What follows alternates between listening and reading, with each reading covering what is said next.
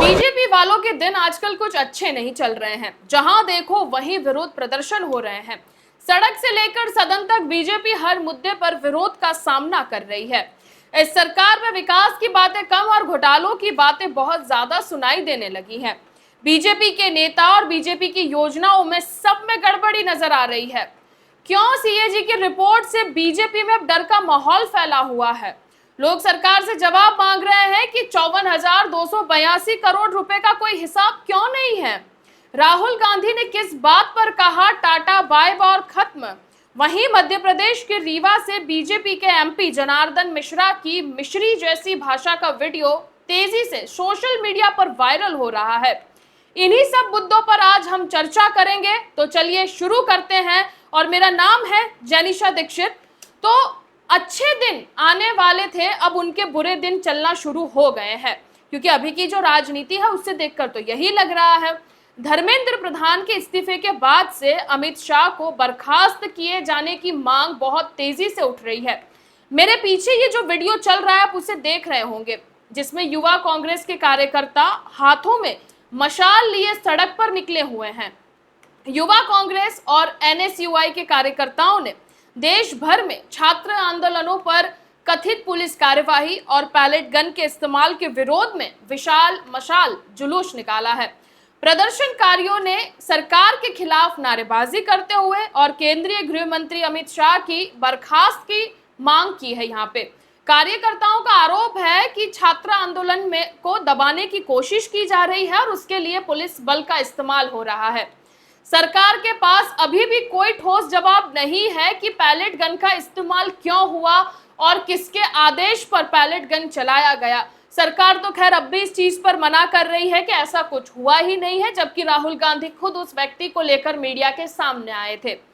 खैर इस सरकार के पास समस्या का कोई जवाब कभी भी नहीं होता है। आप इनसे ए मुद्दे की बात करेंगे, ये आपको बी मुद्दे का जवाब देंगे, लेकिन ए मुद्दे का जवाब आपको कभी नहीं मिलेगा। अभी एक रिपोर्ट हमारे सामने आई है जिसकी चर्चा सोशल मीडिया पर तो बहुत चल रही है, लेकिन नेशनल मीडिया उसे कवरेज नहीं देगा। सरकार के पास 54,282 करोड़ रुपए का कोई हिसाब नहीं है। इतनी बड़ी रकम और इसका सरकार के पास हिसाब ना होना, ये सरकार की कार्यप्रणाली पर उंगली उठाता है और सवाल उठाने पर भी मजबूर करता है। सीएजी की रिपोर्ट के मुताबिक केंद्र सरकार के 15 मंत्रालयों और विभागों से जुड़े 54,282 करोड़ से ज्यादा के खर्च का हिसाब अभी तक पेंडिंग है। ये खर्च कहां हुआ है, इसका सरकार के पास कोई जवाब नहीं है। दरअसल सरकार जब भी किसी संस्था को ग्रांट देती है तो उसके बाद यूटिलाइजेशन सर्टिफिकेट यानी कि यूसी उसे देना पड़ता है कि इस पैसे का इस्तेमाल कहां हुआ है और किस तरीके से हुआ है और किन चीजों के लिए किया गया था। इसमें बताया जाता है कि पैसा किस काम के लिए खर्च हुआ, लेकिन 31 मार्च 2025 तक रुपए 54,282 करोड़ से जुड़े 33,000 मामलों में अभी तक यूसी जमा नहीं करवाया गया है। इन सब के बिल पेंडिंग है और इन्हीं सब चीजों के लिए जवाब मांगा जा रहा है कि जो 54,282 करोड़ रुपए जो खर्च किए गए हैं उसके पास सरकार के क्या जवाब है और ये कहां खर्च किए गए, उसका जो यूसी सर्टिफिकेट है कहां पर यूज हुआ, उसकी मांग की जा रही है। लेकिन खैर इस सरकार के पास जब राम मंदिर के लिए जवाब नहीं है, इस सरकार के पास जब मणिपुर के लिए कोई जवाब नहीं है, इस सरकार के पास पैलेट गन के इस्तेमाल का आदेश किसने दिया उसका जवाब नहीं है, तो क्या आपको लगता है कि सीएजी की इस रिपोर्ट का कोई जवाब मिलेगा? ये वही सरकार है जिसने बोला था कि पीएम फंड्स को लेकर कोई जवाब नहीं मांगेगा। तो क्या आपको लगता है ये सरकार सीएजी की रिपोर्ट को इतना सीरियसली लेगी और उसके ऊपर कोई जवाब देगी? लेकिन यहाँ पर मामला 54,282 करोड़ रुपए का है कि इतना पैसा कहां पर खर्च किया गया।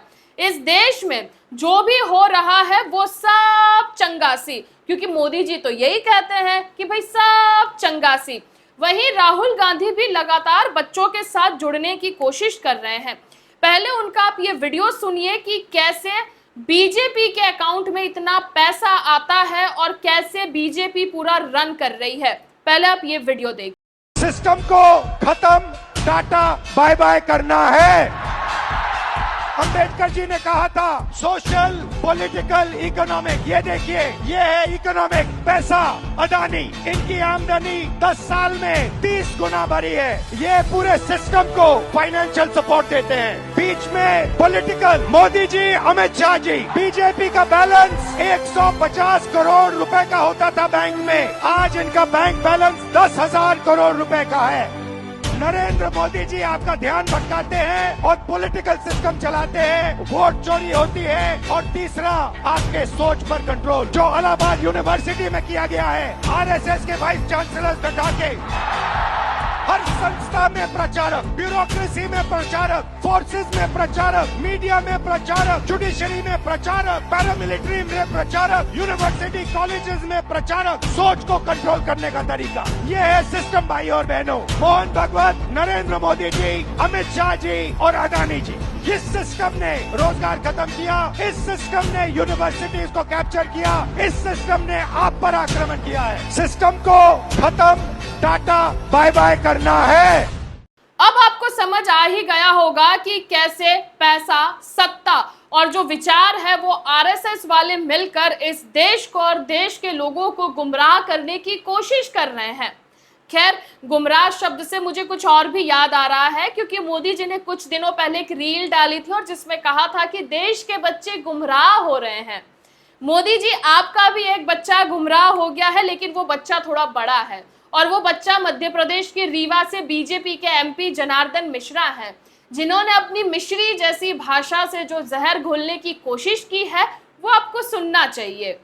और जब मोदी जी कहा था कि एथेनॉल मिला हुआ 20%, तो आंदोलन हो रहा कि नहीं, एथेनॉल न चली, केवल शुद्ध पेट्रोल चली। शुद्ध पेट्रोल तो बाप के यहाँ से आई, शुद्ध पेट्रोल है ये नहीं आता, इसमें तो कहां से आई? बोल रहे हैं कि शुद्ध पेट्रोल बाप के घर से आएगा। बिल्कुल आएगा, क्यों नहीं आएगा? क्यों? क्योंकि हमारे पापा मोदी जी हैं। अब मोदी जी चाहेंगे तो पेट्रोल क्या कुछ भी आ सकता है। मोदी जी जब गटर के नाले से गैस निकाल सकते हैं तो वो पेट्रोल क्यों नहीं लेके आएंगे? जनार्दन मिश्रा से मैं यही कहना चाहूंगी कि देखो, बड़ों से ऐसे बात नहीं करते हैं। खैर, ये मजाक था, लेकिन इन्हें भी मुझे लगता है कि भाषा के 1-2 क्लास ले लेने चाहिए, पर 1-2 क्लास से बीजेपी वालों का कुछ नहीं होगा। इन्हें पूरा सिलेबस पढ़ाया जाए तब भी ये सही से नहीं बात कर पाएंगे। लोगों की समस्या है E20 और ये इस तरीके से बोल रहे हैं कि अपने बाप के घर में है जो इनको शुद्ध पेट्रोल मिलेगा। हम सरकार को क्यों चुनते हैं? हम हमारे आसपास की चीजों के लिए किसी प्रतिनिधि का चयन क्यों करते हैं? ताकि हमारी जो समस्या है वो आगे तक पहुंच पाए और उसका समाधान हो पाए। हम इसलिए आपको एमपी नहीं बनाते हैं कि आप ही ये कहे कि ये बाप के घर से थोड़ी ना शुद्ध पेट्रोल लेकर आएंगे। लेकिन खैर, इनकी आदत है और ये आदत से मजबूर है, उसका कुछ हो नहीं सकता है। वहीं झारखंड में भी कुछ ऐसी ही परिस्थितियां सामने आ रही हैं। जब राहुल गांधी ने पीएम आवास के बाहर जब प्रोटेस्ट किया था, अपने सभी साथियों के साथ वहां पहुंचे थे, तो कैसे उनके ऊपर कहा गया था कि अरे ये गलत है, आप प्रधानमंत्री के घर के बाहर कैसे जा सकते हैं? अरे क्यों नहीं जा सकते हैं? लोकतंत्र है, कोई कहीं भी आ जा सकता है। तो झारखंड में सीएम आवास के बाहर बीजेपी वाले प्रदर्शन कर रहे हैं। परीक्षा में कथित गड़बड़ी हुई, उसको लेकर विरोध किया जा रहा है, जिसमें बीजेपी के नेता बाबूलाल मरांडी और आदित्य साहू समेत कई कार्यकर्ताओं को पुलिस ने हिरासत में लिया और प्रदर्शनकारी सरकार से परीक्षा में हुई कथित अनियमितताओं की जांच की मांग कर रहे हैं। यही मांग तो राहुल गांधी भी कर रहे थे, यही मांग तो विपक्ष भी कर रहा था, लेकिन उनको क्या क्या कहा गया, पहले आप ये वीडियो सुनिए, उसके बाद इस पर बात करेंगे।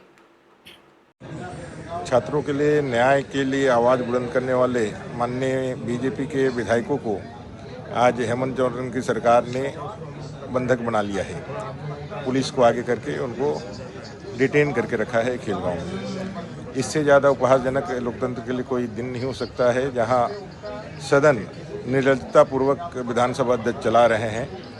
उनको समझना चाहिए कि उनके माननीय विधायक कहाँ हैं। वो सभी के विधायक संरक्षक है, पक्ष विपक्ष सभी के, लेकिन उन्होंने अभी तक किसी प्रकार की सुध ना ली। ये इतिहास में पहला घटना होगा जब विधानसभा आहूत हो और विधानसभा के माननीय विधायकों को सरकार द्वारा रोक कर रखा गया है। यह बहुत ही, मैं समझता हूँ, बहुत ही दुखद घटना है। राज्य की सरकार ये बात जान ले कि भारतीय जनता पार्टी इस लड़ाई में हमेशा सड़क पर, सदन में बराबर मिलेगी। युवाओं को न्याय देना होगा। इनके लोगों के साथ कुछ हो तो वो लोकतंत्र की हत्या हो जाती है, और अगर कांग्रेस ऐसे प्रदर्शन करे तो वो हिंदुओं के खिलाफ है, वो देश के खिलाफ है, वो देश के लिए खतरा है, ये देशद्रोहियों की पार्टी है, और पता नहीं क्या क्या सब कुछ बोलना शुरू कर देते हैं। इनसे पेपर लीक पर जवाब मांगोगे तो ये राहुल गांधी पर आ जाएंगे। वही सेम चीज अगर ये विपक्ष के स्टेट में जाकर करें तो वो हमारी आवाज को दबाने की कोशिश कर रहे हैं। मतलब आप हिपोक्रेसी की सीमा देखिए आप यहाँ पर। वहीं सदन में पूरा विपक्ष अमित शाह के बयान की मांग कर रहा है। 16वां दिन था आज सत्र का, और अभी तक उनका कोई अता पता नहीं है कि वो कहां पर हैं और क्या कर रहे हैं, और उनका कोई जवाब नहीं आ रहा है। ऐसे में अगर राहुल गांधी कहीं बाहर गए होते तो इनकी पूरी की पूरी मीडिया टीम जो है वो उसमें लग जाती कि भाई राहुल गांधी कहाँ है, ये तो हो नहीं सकता, अभी लोकतंत्र का पर्व चल रहा है और वो यहाँ पर मौजूद नहीं है। इस तरह के बयान सामने आने लगते। लेकिन जब अब अमित शाह की मांग की जा रही है तो बिठा दिया जा रहा है, अरे अरे आप चुप बैठिए, अरे अरे आप ऐसे कैसे बोल सकते हैं। तो उसी की वजह से डेडलॉक आज किया गया है। जब तक अमित शाह नहीं आएंगे तब तक ये डेडलॉक जारी रहेगा। क्या बोली प्रियंका गांधी, आइए सुनते हैं। जब तक गृह मंत्री जी पार्लियामेंट में स्टेटमेंट नहीं देंगे तब तक डेडलॉक कंटिन्यू ही रहेगा मेरे ख्याल से। तो आज सदन में 16वीं बैठक का दिन था, लेकिन अमित शाह का कोई अता पता नहीं था। इस विरोध के बीच में भी, क्योंकि अभी जो सदन का सत्र जो चल रहा है उसमें आप देखिए कि जितने भी एमपी हैं, चाहे विपक्ष के हैं या किसी और पार्टी से हैं, वो अलग अलग तरीके से विरोध कर रहे हैं। इसी के बीच डिंपल यादव का भी जो विरोध है वो आज चर्चा के केंद्र में रहा और चर्चा का विषय रहा। वो सदन में पहुंचती है, हाथ में एक दूध का पैकेट लेकर पहुंचती है। इस पर हम चर्चा करेंगे, लेकिन पहले डिंपल यादव ने वहां पर क्या कहा, इसे सुनते हैं। उत्तर प्रदेश के मुख्यमंत्री के लिए दूध है, क्योंकि उन्होंने बात कही थी कि चंदा चोरी पे दूध का दूध और पानी का पानी होगा, और कहीं ना कहीं आज तक कोई भी खुलासा नहीं हो पाया है कि आफ्टर ऑल जो चंदा है, जो दान पात्रों में पैसा है, वो कहाँ जा रहा था। और आज जहाँ ये FCRA बिल लेके आ रहे हैं तो हमारी मांग है कि सरकार बताए कि क्या RSS संगठन रजिस्टर्ड है कि नहीं है, और उसको चढ़ाने के लिए कहाँ से पैसे जाते थे। कहीं ये दूध का दूध पानी का जो राज है कहीं इसी में तो नहीं छुपा हुआ है। तो आपने सुना कि डिंपल यादव का कहना है कि जब योगी जी ने कहा था कि राम मंदिर चंदा चोरी पर दूध का दूध और पानी का पानी होगा, ये उसके विरोध में ये दूध और वो कैन लेकर वहां पर पहुंची थी। आपको योगी जी वाला बयान याद तो होगा, और अगर नहीं भी है तो मैं याद दिला देती हूँ। आप मेरे साइड में वीडियो चल रहा है, आप उसे भी सुन सकते हैं। आपने सुना भी ये वीडियो कि जिसमें योगी जी बहुत खुलकर और बहुत उत्साह के साथ ये कह रहे हैं कि जो भी राम मंदिर चंदा चोरी में शामिल है और SIT बैठने के बाद सब कुछ दूध का दूध और पानी का पानी हो जाए। 15 दिन और देख लें, इंतजार कर लो, चिंता मत करो। लेकिन हम अयोध्या को बदनाम करने वाले SIT गठित हुई है। दूध का दूध और पानी का पानी होगा। अगर कोई अपराधी है और कोई भी होगा, बचेगा नहीं, यह सुनिश्चित है। तो वहीं सांसद डिंपल यादव ने यूपी सरकार पर इस तरह का तंज कसा है। दूध का पैकेट दिखाते हुए उन्होंने सवाल का जवाब मांगा है कि जो चंदा चोरी का जो पैसा था वो कहां गया और कैसे अपने दूध का दूध और पानी का पानी किया, जरा हमें भी बताइए ताकि हमें समझ में आए। इसी तरीके से एक और महिला वहां पर पहुंचती है जिनका नाम है रेणुका चौधरी, और उनके जो आज विरोध करने का तरीका था उस पे तो सोशल मीडिया पर कह सकते हैं कि वो छा गई। उन्होंने भी राम मंदिर में चंदा चोरी हुआ उस पर भी बात कही, और उन्होंने कहा, उन्होंने अपने जो एक चश्मा पहना था उसके ऊपर मोतिया बिंद करके उस तरीके से वो लिख कर लाए थे, और काफी सरकास्टिक वे में उन्होंने अपना विरोध यहाँ पर जताया। के साथ आप हाउस में भी जाएंगी? हाँ, क्यों नहीं, वहाँ भी हमारे भक्त बैठे हैं, सबका इलाज हम मुफ्त में करवा देंगे। लेकिन अभी की अगर हम बात करें जो राजनीति के गलियारों में जो चल रही है, तमाम जो विपक्ष के साथ इस वक्त जुड़ के जो भी पक्ष जो विपक्ष के समर्थन में है वो इस वक्त एकजुट होकर लड़ने की कोशिश कर रहे हैं। सभी ने ऐसा लगता है कि अपना एक एक मुद्दा पकड़ लिया है और वो सरकार को घेरने के लिए एकदम तत्पर है। बीजेपी यही जो सब है, बीजेपी के अंदर एक डर का माहौल पैदा कर रही है कि कैसे विपक्ष का हर एक व्यक्ति इस समय बीजेपी के खिलाफ खड़ा हो गया है। और इस वक्त यह है कि जनता का भी कहीं ना कहीं इस चीज में समर्थन मिल रहा है, क्योंकि अब जनता को धर्म के नाम पर बरगलाना उतना आसान नहीं होगा जो बीते सालों में किया गया है। दूसरी एक बात, राहुल गांधी की जो फैन फॉलोइंग है अब उसमें भी लग रहा है कि इजाफा हो रहा है। सोशल मीडिया पर वो जैसे ही कोई वीडियो डालते हैं वो तुरंत एकदम ब्लास्ट कर जाता है और राहुल गांधी इस समय हर मुद्दे पर हर तरीके से बात करना चाह रहे हैं। तो आज के इस एपिसोड में बस इतना ही। अगर आपको ये वीडियो अगर अच्छा लगा हो तो अपने दोस्तों के साथ इसे शेयर करिए और ऐसी ही राजनीति से जुड़ी चटपटी खबरें जानने के लिए हमारे चैनल को फॉलो करें, सब्सक्राइब करें और अपने दोस्तों को इसे शेयर करना बिल्कुल ना भूलें। नमस्कार।